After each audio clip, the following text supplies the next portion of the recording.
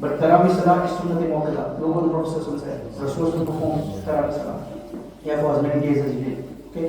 Then in the time of Umar bin Khattab radiallahu ta'ala, yeah, for 1400 years, no, approximately 1300 years, or for 13 centuries, yeah, nobody ever mentioned anything about anything like 8 rakats Tarawih.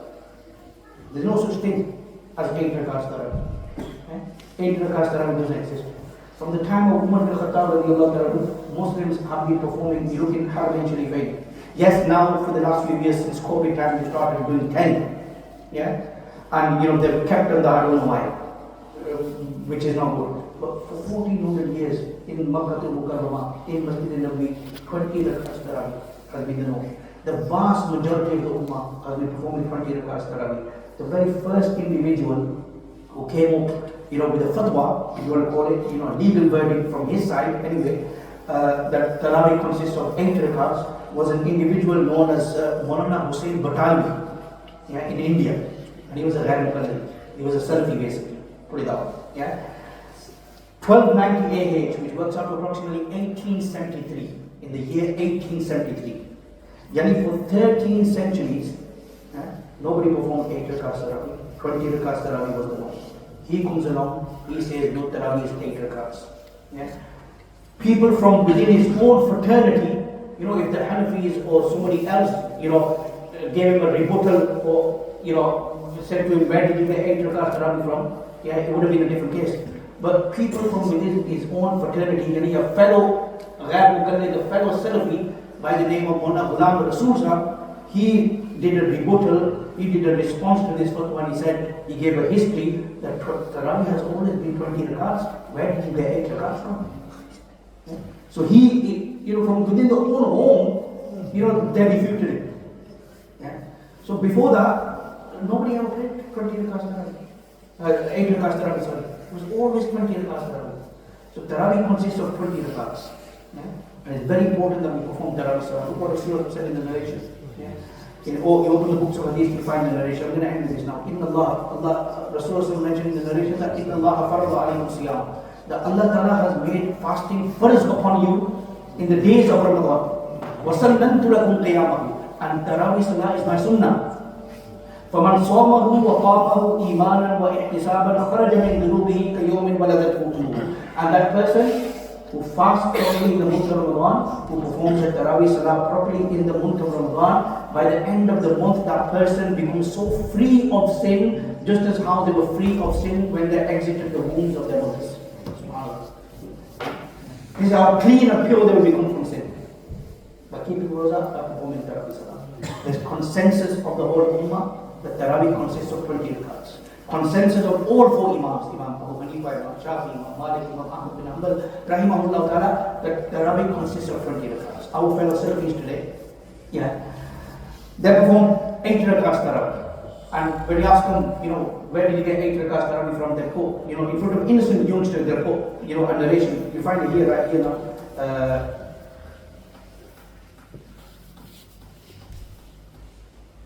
There it is. Evidence of it. They put this hadith of Sahih Bukhari in front of people. Okay? And they say, look, as Aisha radiallahu ta'ala says in this narration, it's an authentic narration. They put this in front of youngsters. Okay? That Allah's Messenger sallallahu alayhi wa sallam, in Ramadan or out of Ramadan, never used to perform more than 11 rakats, as Aisha says.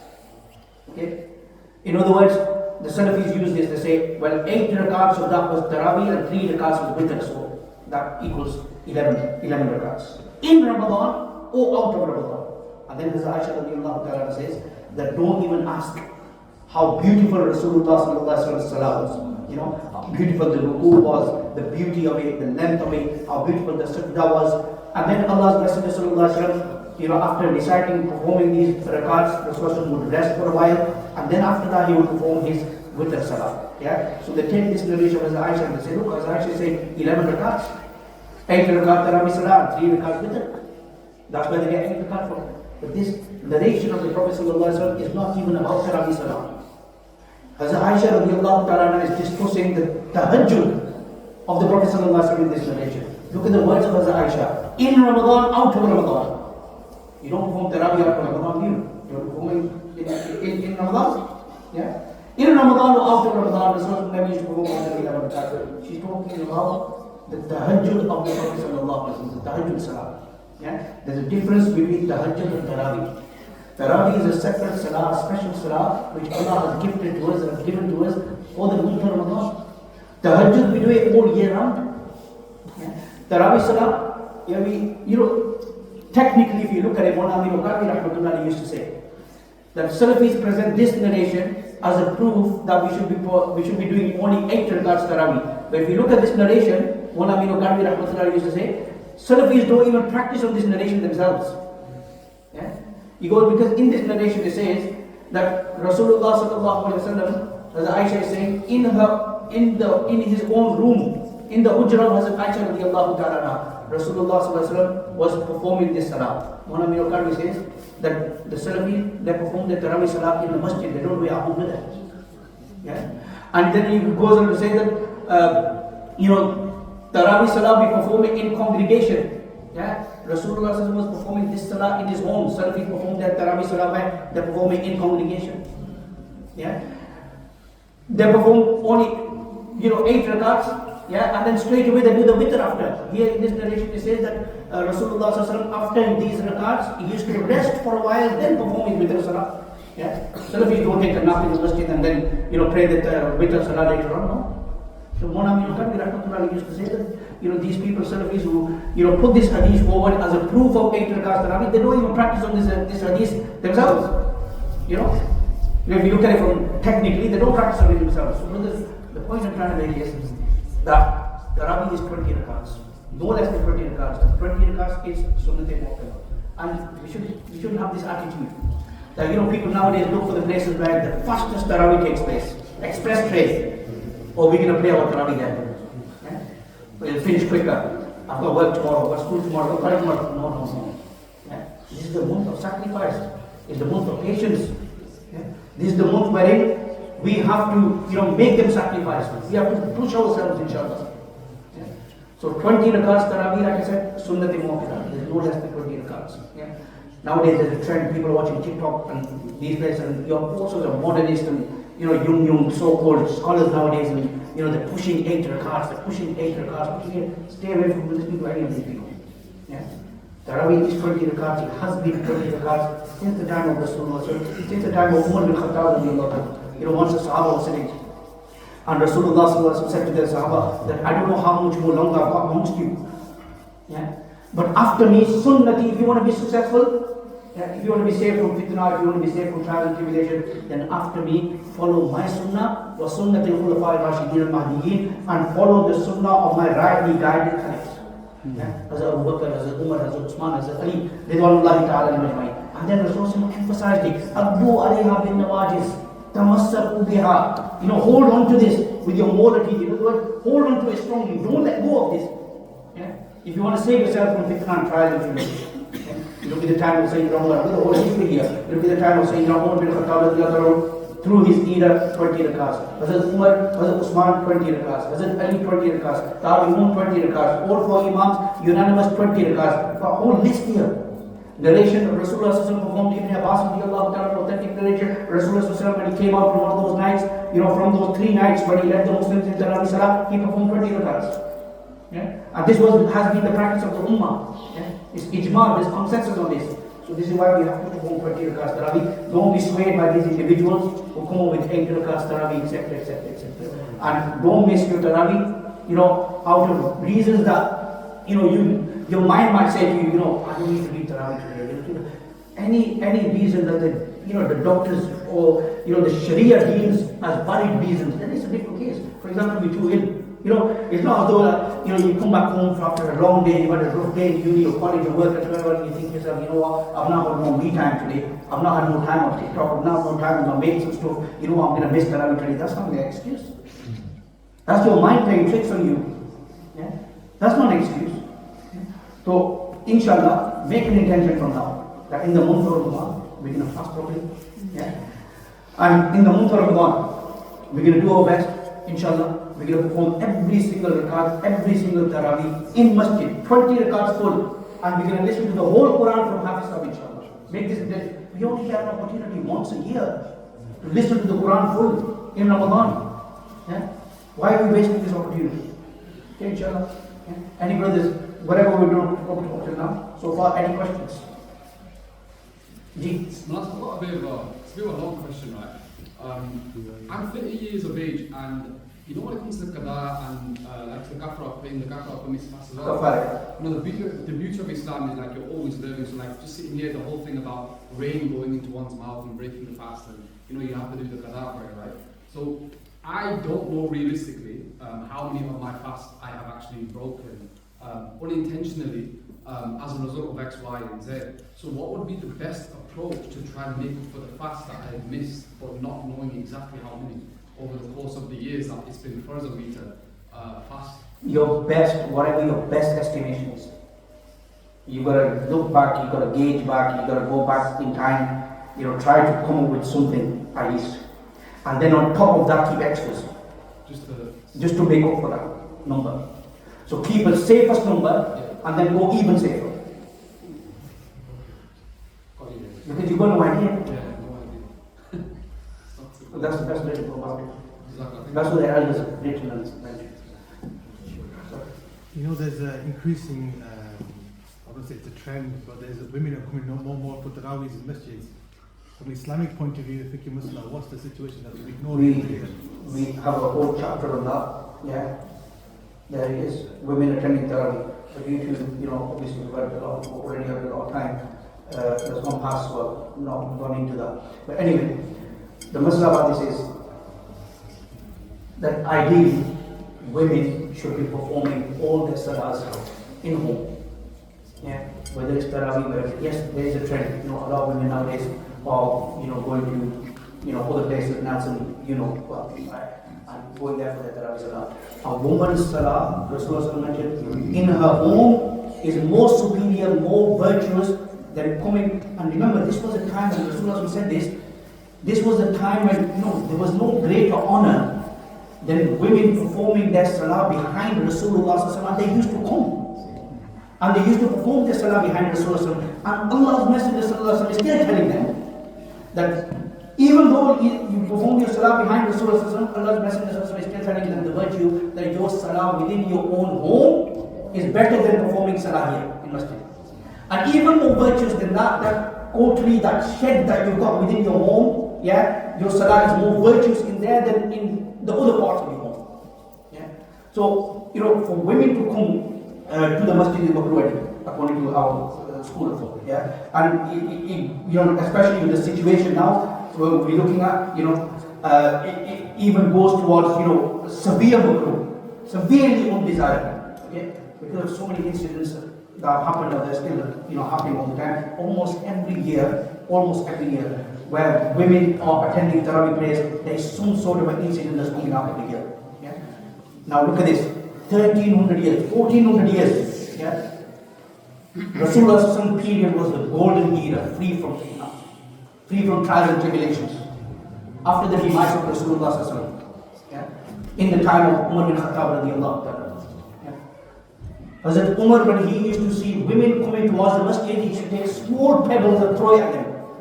Never used to hit them with it, but he should throw it in their direction. Now, don't come to the masjid. Yeah? Hazrat Aisha Siddiqa radiallahu ta'ala, she used to say that if Allah's Messenger was walking on the earth today and saw the situation of how the women of today, this is 1400 years ago, of how the women of today are dressing, he would have never given them permission to go to the masjid. 1400 years have passed at that time. We're living, you know, in a time of trials and tribulations and immodesty and shamelessness. Yeah. What would, just imagine, if at that time, as Aisha was saying, 1400 years ago, that Rasulullah saw the situation of the women today, how they were dressing, yeah, he would have never given them permission. Imagine what she would have said if she saw the women of today. Yeah. So this is why, for women, it is better for them to stay at home and perform their salah at home, not to go to the masjid. There's so much else that you can say, but that should answer your question.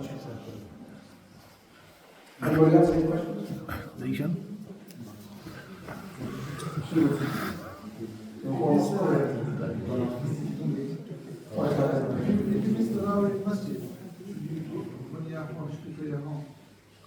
No, ideally you should keep the masjid and go with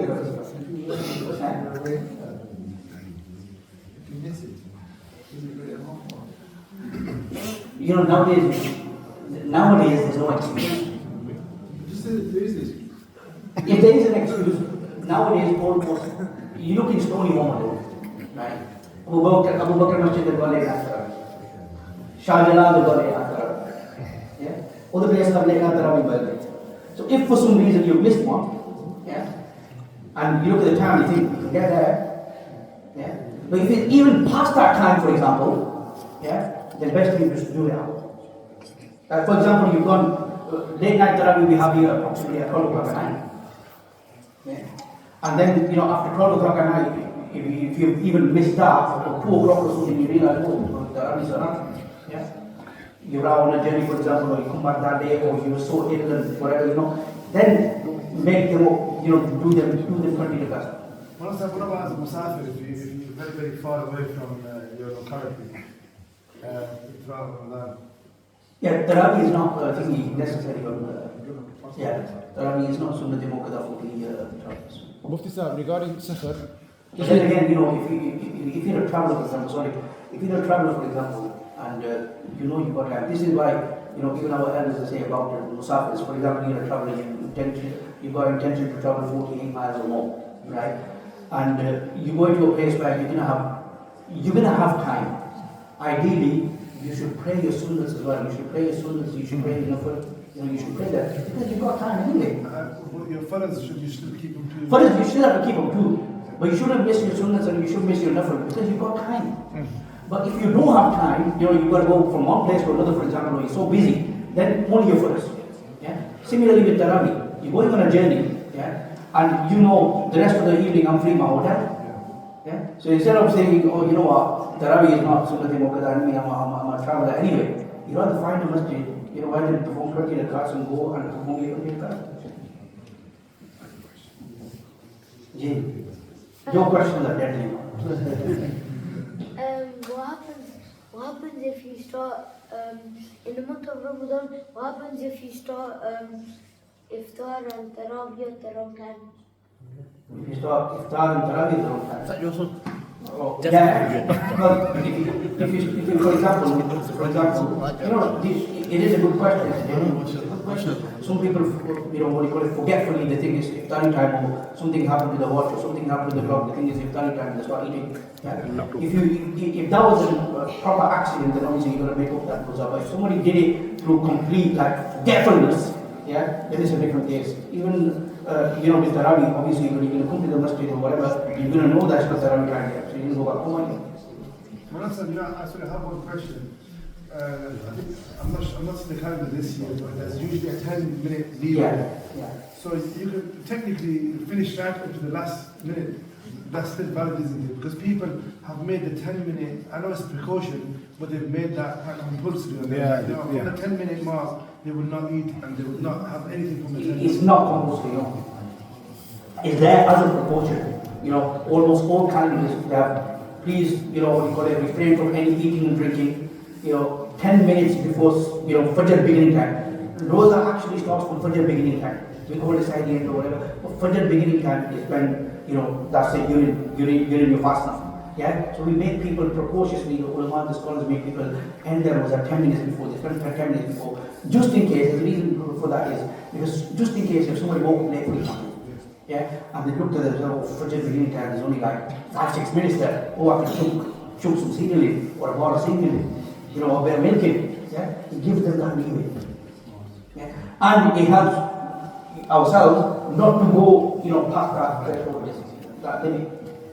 If you go past that limit, it doesn't matter. So it's a safety, which is a good thing. Mufti Sahib, regarding travelling, so delivery drivers who do 50 miles, but they don't really go like past Manchester. Let's say they go to Blackburn, and then they go to Preston, and then they come back to Blackburn. Within a circumference. But they haven't gone 50 miles like as the crow flies, you know what I mean? Does that make sense? Are they still musafir? Yeah, as soon as they got out from Burnley, they're doing 48 miles or something. Thank you. The problem, Lee's question is, They're doing 50 miles in total, 40 miles. They're Like back and forth. They're going back and forth. Yeah, like No, they're not coming back to Burnley. They're not coming back to Burnley. They're not coming back to Burnley. They're not coming back to Burnley. From There's here to like sort of a round trip. Preston, Blackburn. Yeah, there's the class of Musafir because it's 48 miles, isn't it? Yeah. If they move Preston, for example, they come back to Burnley, enter Burnley, yeah, and then went back to Blackburn, so you can't count it like that. If they stayed out of Burnley, for example, and it was all 48 miles, it's like a round trip, you still class of Musafir. एक आदमी है वो चला गया है 50 mile करके और and he's back home, but he's back home now on the same day. He's the Mustafa, is he? Who? I am gone 50 miles, I've gone out 50 miles from Burnley, I've come back, I'm home now, same day. Am I still a Mustafa? This is the question they're raising. No, I didn't ask that question. But when you go 50 miles over there, you're Musafir over I there. don't know what I missed, there or there, it's anywhere. I've come back now. Yeah, but now you're home. I've said with that, you'll only become a Musafir once you've crossed 48 and above. Yes. During that time, once you are up till the vicinity of Burnley, you'll be a Musafir. You've done 48 miles, over 48 miles, 40 miles or over, and up till the vicinity of Burnley, right? During that time, you can pay your qasr. During that time, you can be classed as a Musafir. But as soon as you enter Burnley, that's it. And what Uncle Rasmi, with over 48 miles, for as long as you stay out of over 48 miles, you've got intention to travel over 48 miles. Whilst you're there, yeah, you stay Musafir. But as soon as you come back, finish. Manchester, then Preston, that's Yeah. 40 miles. Yeah, because I just want to go Blackburn, then I go Sale. Literally, you go to Blackburn, go along the roundabout. 50 miles, Out of time. same You're day. doing 50 miles. Doing Musafir. The Waqas that came further from them, when they were there, they were traveling. They still, That's what I did. Not as a No, no, Musafir anymore. Yeah. 50 miles from here. Are we okay for you? Just one final request. The month of Ramadan is coming, alhamdulillah, you people are aware that in the month of Ramadan, alhamdulillah, one of the best times to go out and alhamdulillah. Yeah.